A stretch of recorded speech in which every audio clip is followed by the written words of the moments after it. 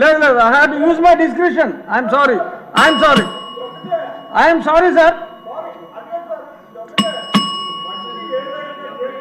రెడ్డప్ప గారు మాధవి స్టార్ట్ చేయమ్మా.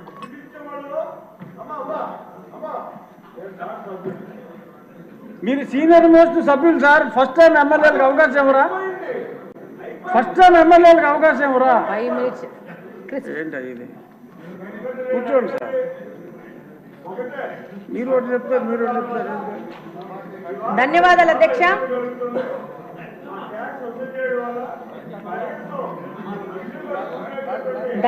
అధ్యక్ష. ఈ అవకాశం నాకు ఇచ్చినందుకు.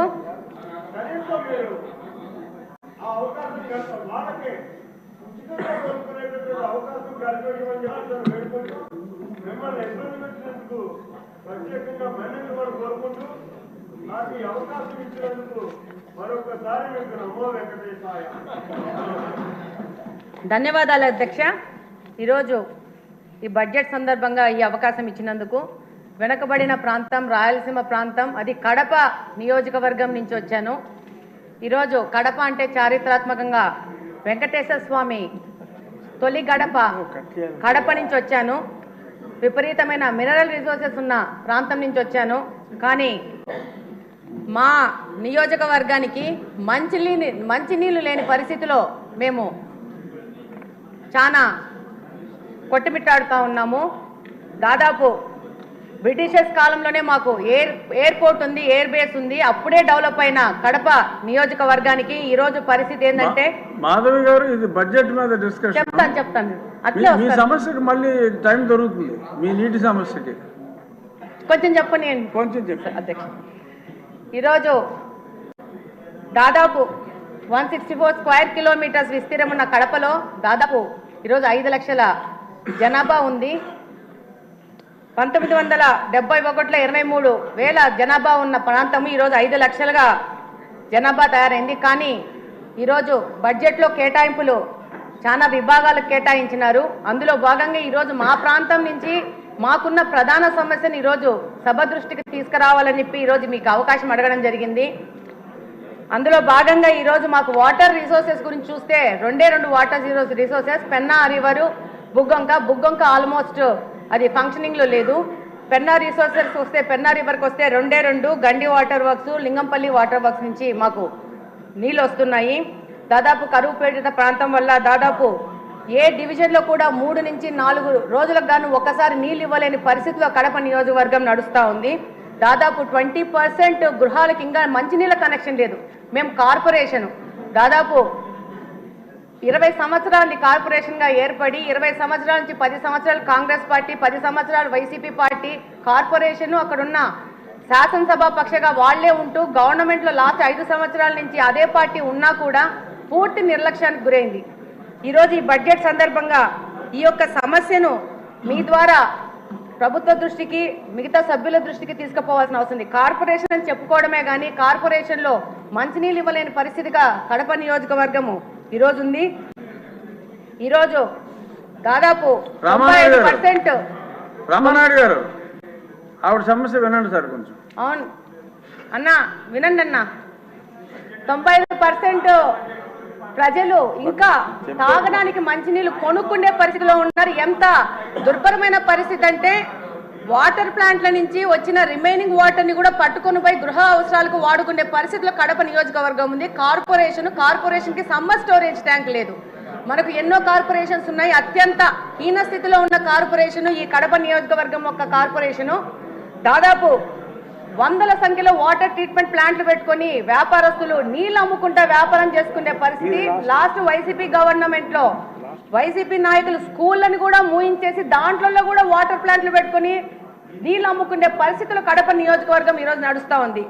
దాదాపు 5 లక్షల మంది జనాభా అంటే నివేదికల ప్రకారం 135 లీటర్స్ వాటర్ పర్ హెడ్ ఇవ్వాల్సి వస్తే 5 లక్షల మందికి దాదాపు 70 MLD వాటరు ప్రొవైడ్ చేయాల్సిన పరిస్థితిలో ఉండాల్సింది. ఈరోజు 40 MLD వాటరు ఇచ్చే పరిస్థితిలోనే కడప నియోజకవర్గం ఉంది. దాదాపు 1943లో గండి వాటర్ వర్క్స్లో బ్రిటిషర్స్ వాళ్ళు అప్పుడు 10-20 వేల జనాభాకు 12 MLDలో ఒక ఇన్ఫ్లేషన్ వెల్స్ కట్టే అదే ఇన్ఫ్లేషన్ వెల్స్ ఈ రోజుకు 2024వ సంవత్సరంలో కూడా అదే 12 MLD ఇన్ఫ్లేషన్ వెల్ ఇచ్చే వెల్నే వాడుకుంటూ కడపకు నీళ్ళు ఇచ్చుకుంటున్నాము. దాదాపు 5 నుంచి 6 రోజులకి నీళ్లు రాని పరిస్థితి. వచ్చిన నీళ్లు మురికి నీళ్ళు ఎందుకు వస్తున్నాయంటే డ్రైనేజ్ వాటర్ తీసుకెళ్లి మీ అందరికీ తెలుసు కడపలో బుగ్గం కాని ఉంటుంది, కడప నడి మధ్యలో వెళ్తూ ఉంటుంది. అందులోకి ఈ యొక్క డ్రైనేజ్ వాటర్ తీసుకెళ్లి అదే వాటరు పెన్నాలో కలిసి అదే వాటర్ మళ్ళీ పంపు చేసుకొని మళ్ళీ మా వినియోగంకు వాడుకోవాల్సిన పరిస్థితిలో ఉంది. ఒక STP లేదు, ప్లాంట్ కట్టలేని పరిస్థితిలో ఈ కార్పొరేషన్ ఉంది, నిధుల కొరత ఉంది. డెఫినెట్గా ఈ యొక్క పాత గవర్నమెంటు అంతకుముందు సోమశిల బ్యాక్ వాటర్స్ అనే ఒక పథకాన్ని ప్రకటించినారు కాంగ్రెస్ వాళ్ళ టైంలో, అది క్యాన్సిల్ అయిపోయింది. మళ్ళా తర్వాత మన తెలుగుదేశం ప్రభుత్వం ఉన్నప్పుడు 2018లో లింగంపల్లి మీద ఒక చెక్ డ్యామ్ కట్టాలని అప్పుడున్న ఇన్ఛార్జ్ శ్రీనివాస్ రెడ్డి గారు ప్రపోజల్ చేస్తే దానికి శాంక్షన్ చేశారు ఇరిగేషన్ మినిస్టర్ గారు. అది 19లో వైసీపీ గవర్నమెంట్ రాగానే దాన్ని కూడా క్యాన్సిల్ చేసిన పరిస్థితి ఏర్పడింది. ఆ తర్వాత 19 నుంచి 24వ సంవత్సరం వరకు వైసీపీ పార్టీ నుంచి గెలిచిన ఎమ్మెల్యేలందరూ రకరకాల ప్రాజెక్ట్స్ తీసుకొని వచ్చారు ప్రచారంలోకి. అందులో భాగంగా GNSS ఎర్ర చెరువు అని చెప్పేసి ఒక ప్రాజెక్ట్ తీసుకొని వచ్చినారు. దాంతో పాటు ఒక్క నిమిషం అని అయిపోయింది, 1 minute అయిపోయింది. ఆ తర్వాత మళ్ళా మైలవరం నుంచి నీళ్ళని చెప్పి అదొక ప్రాజెక్ట్ తీసుకొచ్చారు, అది లేదు. మొత్తం పైపులన్నీ తీసుకొచ్చేసి ఆ యొక్క మా కడపలో పెద్ద పెద్ద పైపులు పడి ఉన్నాయి, దాని ద్వారా నిధుల దుర్వినియోగం జరిగింది. ఇప్పుడు కడప నియోజకవర్గం నుంచి నా యొక్క ముఖ్య వినతి ఏంటంటే మాకు మంచినీళ్ళు ఇవ్వండి అంతే, ఏవి అడగట్లేదు, టీవీలు అడగట్లేదు, ఫ్రిడ్జ్లు అడగట్లేదు, మాకు మంచినీళ్ళు కావాలని సభాముఖంగా కోరుకుంటున్నాను. ఇదొక కడప నియోజకవర్గంలోని ప్రజలందరి బాధను ఈ సందర్భంగా ఈ యొక్క సభ దృష్టికి తీసుకొస్తూ దానికి సంబంధిత మంత్రులు, ఇరిగేషన్ మంత్రులు గారికి, అలాగనే మున్సిపల్ మంత్రులు గారికి, ముఖ్యమంత్రి గారికి ఈ విషయం ప్రత్యేకంగా చెప్పాల్సిన అవసరం ఉంది. మా కడప నియోజకవర్గం 2 ముఖ్యమంత్రులను ఇచ్చింది. 2 ముఖ్యమంత్రుల యొక్క నిర్లక్ష్యానికో మరి వాళ్లకు కడప అంటే చిన్న చూపో, కడప హెడ్ క్వార్టర్స్ లో మంచినీళ్ళు లేని పరిస్థితిలో కడపను తీసుకొచ్చినారంటే చాలా దౌర్భాగ్యమైన పరిస్థితి. మా కడప నియోజకవర్గం ఒక డిప్యూటీ సీఎం ని కూడా ఇచ్చింది. ఆయనకు అవగాహన రాహిత్యం వల్ల దాదాపు కడప నిర్లక్ష్యం చేసుకుని కడపలో నీళ్లు లేని పరిస్థితి, నీళ్లకు రామాని కొట్టుకునే పరిస్థితికి ఈరోజు కడపను తీసుకొచ్చారు.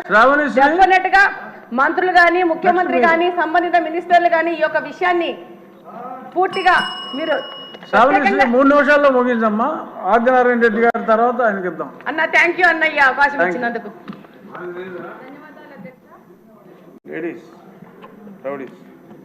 ధన్యవాదాలు అధ్యక్ష. శాసనసభలో మొట్టమొదటిసారిగా మాట్లాడే అవకాశం కల్పించినటువంటి పూజ్యులు తండ్రి సమానులైన ముఖ్యమంత్రి వర్యులు శ్రీ నారా చంద్రబాబు నాయుడు గారికి, లోకేష్